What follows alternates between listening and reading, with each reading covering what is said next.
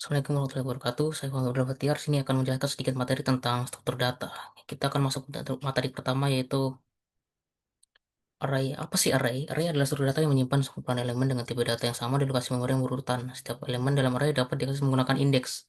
Biasanya dengan indeks pertama biasanya dimulai dari 0 karena sifatnya statis. Ukuran array harus ditentukan oleh saat deklarasi dan tidak dapat diubah selama program berjalan. Fungsi utama array adalah mempermudah penyimpanan dan pengelolaan data dalam jumlah banyak yang bertipe sama.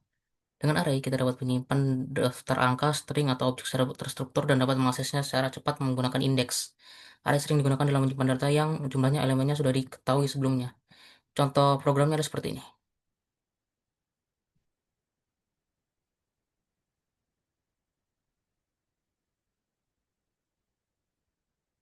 Ntar,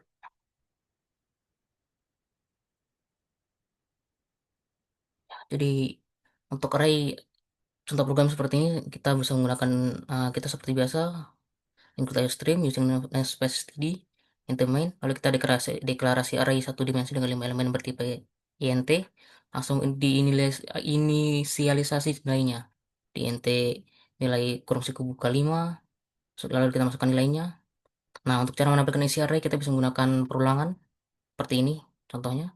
Kita bisa cetak, untuk mencetak, kita cetak nilai, mencetak teks, terus kita mulai dengan for perulangan, perulangan dari indeks 0 sampai 4, menambahkan elemen array dari array ke i diikuti spasi. Nah, untuk deklarasi array 2D sebenarnya nggak beda jauh. Tinggal di int matrix, kurung siku buka 2, kurung siku tutup, kurung siku buka 3, dan kurung siku tutup. Untuk baris pertama nih dia, untuk baris. Nah, untuk yang ini, ya, baris pertama matrix dan ini adalah baris kedua matriks.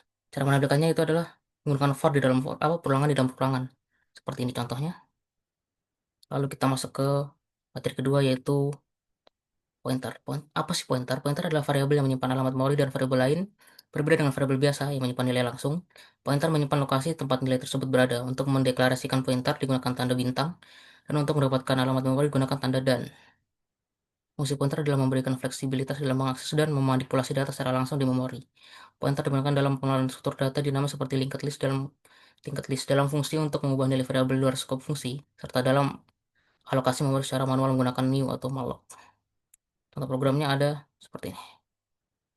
Selesai untuk include stream, lalu kita ke inti main, kita deklarasi variabel angka bertipe int dengan nilai awal 10, lalu kita deklarasi pointer yang menyimpan alamat variabel angka seperti ini, lalu kita menampilkan nilai dan alamat variabel angka seperti ini. Nah, untuk mengubahnya kita bisa menggunakan seperti ini, lalu ini untuk menampilkan nilai terbaru dari angka. Lanjut kita ke materi berikutnya yaitu struk. Apa sih struk? Struk atau struktur adalah tipe data bentukan yang menggabungkan beberapa variabel dengan tipe data berbeda menjadi satu kesatuan. Setiap variabel di dalam struk disebut anggota dan dapat diakses menggunakan operator titik atau panah jika melalui pointer.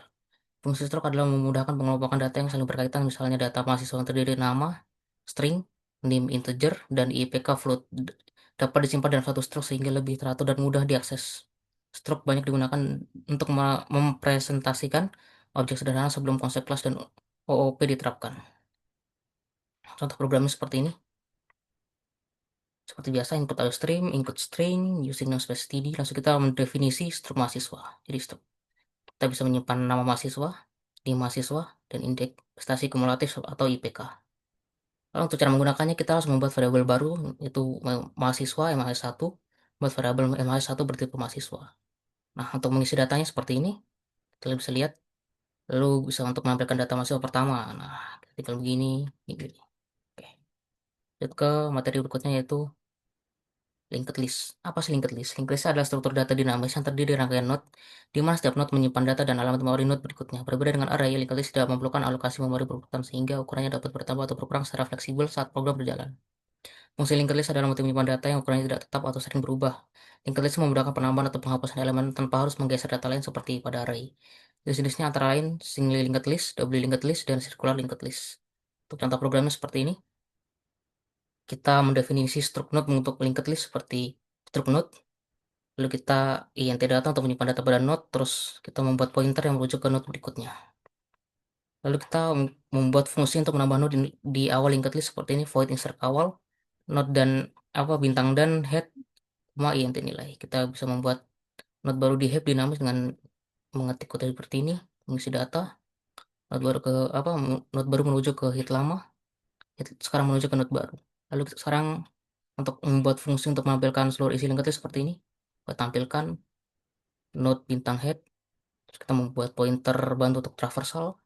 Nah, kita bikin while selama belum mencapai akhir list. Nah, kita tampilkan data node atau lalu kita ketik seperti ini untuk pindah ke node berikutnya. Cout null untuk menandakan akhir dari linked list.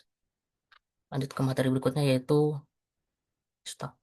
Stack adalah struktur data yang menerapkan fungsi cleave last in first out. Artinya elemen yang terakhir dimasukkan akan menjadi pertama dikeluarkan. Operasi utamanya adalah push menambah elemen di atas dan pop menghapus elemen teratas. Fungsi stack banyak digunakan dalam proses seperti pemanggilan fungsi, call stack, pembalikan data, evaluasi ekspresi matematika, dan fitur undo pada aplikasi. Karena sifatnya yang teratur, stack sering diimplementasikan menggunakan array atau linked list. Atau programnya seperti ini. Kita include type string, using namespace, baru kita mendefinisikan ukuran maksimum stack, itu 5 elemen. Strukturnya seperti apa? Seperti ini. Struct stack, kita bisa mengisi int data max untuk menyimpan elemen stack. Kita taruh int top untuk indeks elemen teratas stack. Lalu kita inisialisasi stack agar tidak kosong. Nah, ini min satu artinya belum ada elemen seperti ini. Lalu kita bisa mengecek apakah stack kosong, seperti ini kodenya. True jika top sama dengan min satu. Nah, ini true sama dengan min satu. Mengecek apakah stack penuh, seperti ini. Boolean is full, ke kurung stack s, tutup kurung, kurung lalu buka, return s, tick top sama dengan max, min satu. True jika berada di indeks terakhir. Lalu menambahkan elemen ke stack, caranya seperti ini, void push, belum kurung stack. Nah, lalu kita jika apa, nanti untuk mengecek apakah stack penuh, if dalam buka kurung is full, buka kurung s, tutup kurung, buka kurung, cout stack penuh. Nah, jika tidak maka kita naikkan top lalu isi elemen. Menghapusnya kita bisa menggunakan seperti ini. Sama sini jika jika kosong, ini kan untuk mengecek apakah kosong. Jika tidak maka turunkan top elemen teratas dianggap terhapus.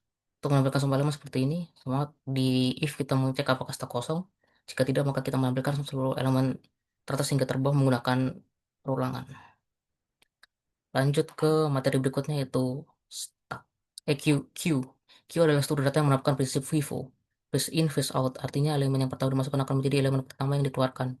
Operasi utamanya adalah NQ, menambah elemen di belakang, dan DQ menghapus elemen di depan. Fungsi Q digunakan dalam material proses dalam sistem operasi, penjadwalan tugas, manajemen data dalam jaringan, dan buffer data.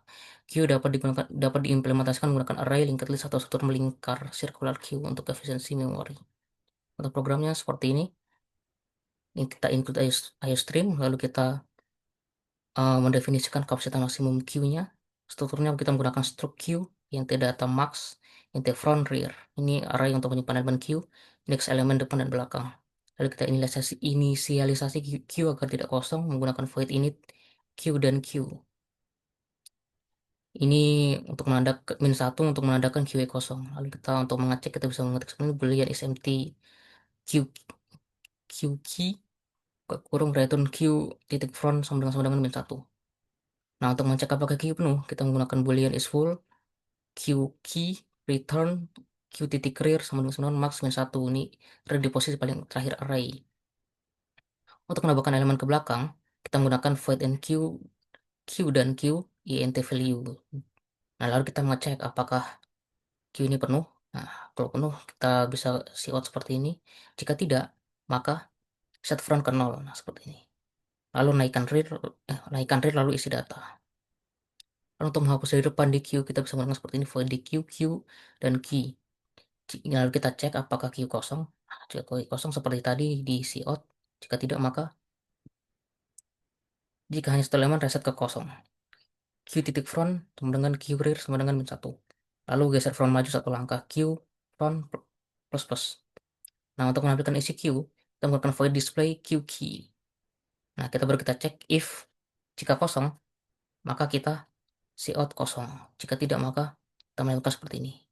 Else for buka kurung nti sama dengan q titik front titik koma i kurang dari sama dengan q rear titik koma i plus plus. Lalu kita cout key data sedang kurung siku buka i tutup kurung siku tutup, lalu kita cout endel untuk mengakhiri program. Nah, sekian penjelasan singkat dari saya. Assalamualaikum warahmatullahi wabarakatuh.